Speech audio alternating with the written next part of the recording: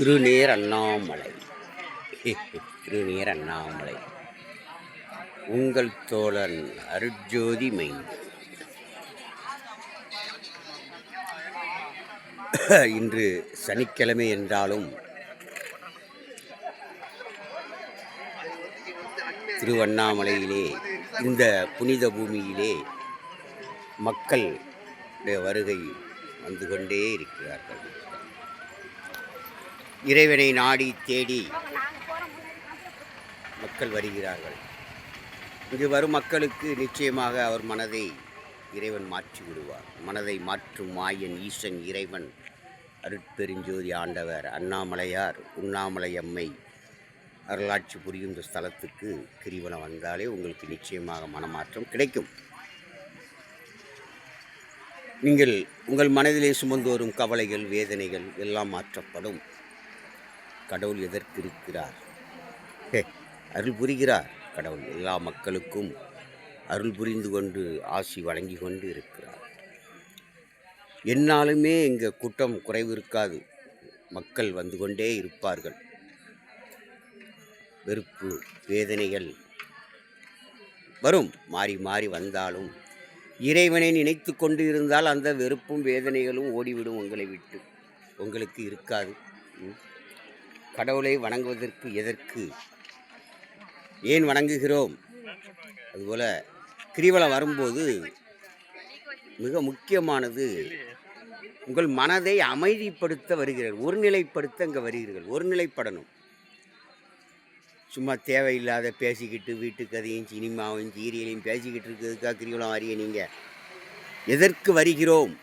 அதன் நோக்கத்தில் வர வேண்டும். கடிவாளம் போட்ட ஒரு குதிரையைப் போல வர வேண்டும். இந்த ஆலய பயணம் உங்களுக்கு நன்மைகளை விதைக்கணும். உங்கள் உள்ளத்தில் நன்மை பிறக்கணும், அன்பு பிறக்கணும், தர்மம் பிறக்கணும். வரும்போது இங்கே உள்ள சாது, சன்னியாசி, துறவிகளுக்கு, அதுவும் இந்த இரவு நேரத்திலையும் 1-2 பேர் தான் இருக்காங்க, அதிகமாக கிடையாது. உங்களால் என்ற ஒரு தர்மத்தை விதைத்து கர்மத்தை போக்க ஒரு வழியாக இருக்கிறது தர்மம். தர்மத்தை விதைக்க வேண்டும். தர்மத்தை கொடுப்பதும் தர்மம் எடுப்பதையும் தடுப்பவன் பாவி. இன்றைக்கு திருவண்ணாமலையிலே நிறைய ஆசிரமங்களிலே இந்த தர்மத்தை தடுத்து கொண்டு இருக்கிறார்கள்.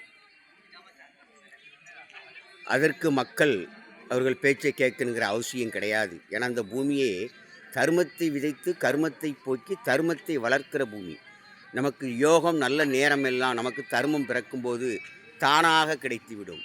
எவன் காலிலும் போய் விழ வேண்டாம், எவனிடம் கெஞ்ச வேண்டாம், ஜோசியம் பார்க்க வேண்டாம், ஜாதகம் பார்க்க வேண்டாம், குறி கேட்க வேண்டாம், செய்வனை, பில்லி, சூனியம் எதற்கும் நீங்கள் ஆட்கொள்ள வேண்டாம். அப்போ அது நமக்கு இறைவனை வணங்குவதிலிருந்து கிடைக்கிறது. இறைவன் உங்கள் உள்ளத்தில் இருந்தாலும் உங்களை ஆளை நோக்கி உங்கள் மனதை இங்கே கொண்டு வருது. உங்கள் உடலுக்கும் உள்ளத்துக்கும் நலம். கிரிவலம் வருவதினால் உங்கள் உடல் நலம் பெறுகிறது. உடல் அசைவு கொடுக்கப்படுகிறது. உடல் உள் உறுப்பு உள்ள கழிவுகள் வெளியேறுகிறது. நோய்க்கு விதையாக இருப்பதே இந்த கழிவுகள் தான். கழிவுகள் வெளியேறிவிட்டால் நோய் கிடையாது. உங்களுக்கு வைத்தியம் பண்ணுகிறார். இந்த 14 கிலோமீட்டரை சுத்த வைத்து உங்களுக்கு இறைவன் வைத்தியம் பண்ணி கொண்டு இருக்கிறார். எப்படி ஐயா? இறைவன் செய்யும் லீலைகள் அறிய முடியாத கணக்கு ஐயா. எல்லோராலையும் அதை அறிந்து கொள்ள, புரிந்து கொள்ள முடியாது. நல்லா கிரிவலம் வரும்போது இங்கே வருவது நாம் ஆடை ஒழுக்க வேண்டும். இறை வழிபாட்டிலே ஆடை ஒழுக்க வேண்டும். எல்லாத்துக்கும் யூனிஃபார்ம் இருக்குது. இந்த கடவுளை வணங்குவதில் இல்லையா? இருக்குது. இருந்தாலும் இப்போ வேறு மற்ற தனியார் கோயிலுக்கு, எந்த கோயிலுக்கும் போனால் பாருங்கள், ஒன் போல் யூனிஃபார்ம். ஏன் அண்ணாமலைக்கு வரும்போது உங்களால் யூனிஃபார்ம் எடுத்துகிட்டு வர முடியலையா? உடையிலும் இருக்க வேண்டும். ஒரு ஆன்மீக பயணம் போகும்போது கடவுளை நினைத்து கொண்டு இந்த உள்ளத்திலே மனதில் நினைத்து கொண்டு மலையை சுற்ற வேண்டும். நீங்கள் ஓம் நமச்சிவாயா, ஓம் நமச்சிவாயா, ஓம் நமச்சிவாயா, நமச்சிவாயே என்று சொல்ல சொல்ல நமச்சிவாயா வாழ்க, நாதன் தான் வாழ்க, இமைப்பொழுதும் என்னெங்கில் நீங்காதன் வாழ்க என்று இறை நாமத்தை சொன்னால் மட்டும் போதாது. உங்கள் உள்ளத்தில் இறைவனை பூஜிக்க வேண்டும்.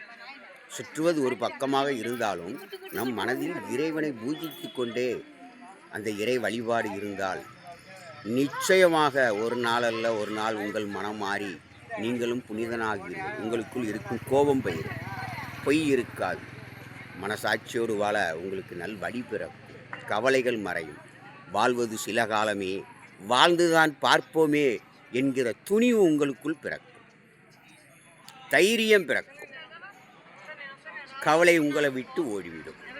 ஐயோ, நீங்கள் அண்ணாமலையை சுற்ற சுற்ற சுற்ற உங்களுக்கு இறைவன் உங்களுக்குள் குருவேற்று ஆகிவிடுவார். நிச்சயமாக குருவேற்று ஆகிவிடுவார். குருவேற்று ஆகும்போது உங்களுக்கு கவலைகள் இருக்காது. கவலைகள் வந்தாலும் அது நிலைக்காது, ஓடிவிடும். ஜெய் மாதாஜி, ஜெய் அருட்பெருஞ்சோதி, ஜெய் அண்ணாமலையார்ஜி, ஜெய் உண்ணாமலை அம்மைஜி. இந்த மக்களுக்கெல்லாம் எல்லோருக்கும், இந்த மண்ணில் வாழும் மனிதர் அனைவருக்கும் அருள் புரியும், அருள்பாவிக்கும், ஆசீர்வதிக்கும் ஆண்டவனுக்கு நன்றி. மனிதன் காலில் எவனும் விழ வேண்டியதில்லை. மனிதன் காலில் மனிதன் விழுபவன் மடையன். இந்த தர்ம பாதையிலே தர்மத்தைத்தான் விதைக்க வேண்டும். தர்மம் பெரிது.